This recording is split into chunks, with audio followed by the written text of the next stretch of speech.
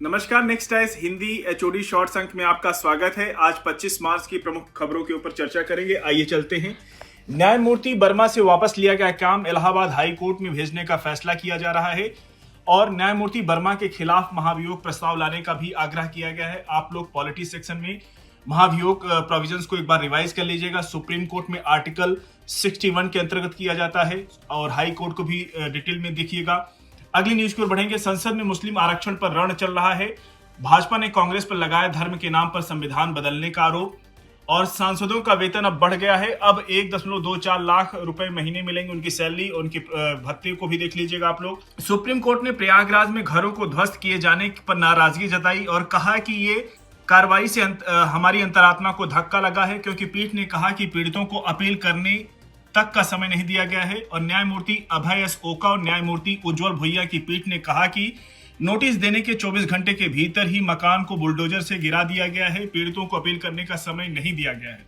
अगली न्यूज ये है कि इलाहाबाद हाई कोर्ट से ही जुड़ी हुई है। विवाह पति को पत्नी का स्वामित्व प्रदान नहीं करता है। इलाहाबाद हाई कोर्ट ने कहा कि विवाह पति को अपनी पत्नी का स्वामित्व या उस पर कंट्रोल प्रदान नहीं करता है, ना ही उसकी स्वायत्ता या निजता के अधिकार को कम करता है।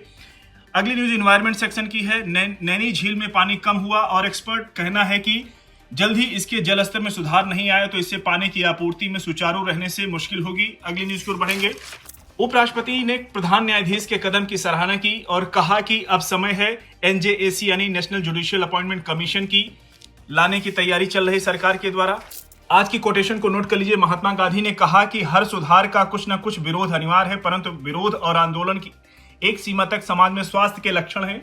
मणिपुर की आग की बात करें तो मणिपुर के जातीय संघर्ष को 2 वर्ष होने का समय आ रहा है, मगर अब भी वहां स्थिति में कोई सुधार नजर नहीं आ रहा है।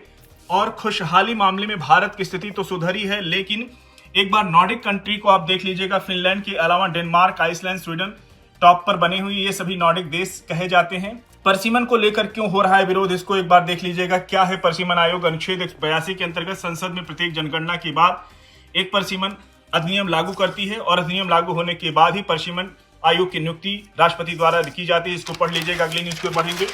सरकार ने एमएसएमई से जुड़े हुए रूल बदल दिए हैं, आप उनको देख लीजिएगा। क्या कितनी कैपिटल अमाउंट बढ़ाई गई है और उच्च स्तरीय समिति गठित करेगी सेबी, इसको भी न्यूज पढ़ लीजिएगा। अगली न्यूज को बढ़ेंगे। देखिए, ये निबंध से जुड़ा हुआ टॉपिक हो सकता है। छात्रों की खुदकुशी के बढ़ते मामले की जांच के लिए नेशनल एक्शन फोर्स गठित किया है। सुप्रीम कोर्ट ने कहा कि शैक्षणिक संस्थानों और कोचिंग छात्रावासों में छात्रों की खुदकुशी के बढ़ते मामलों पर जताई चिंता। साथियों, आज के शॉर्ट्स अंक को यहीं पर समाप्त करते हैं। धन्यवाद।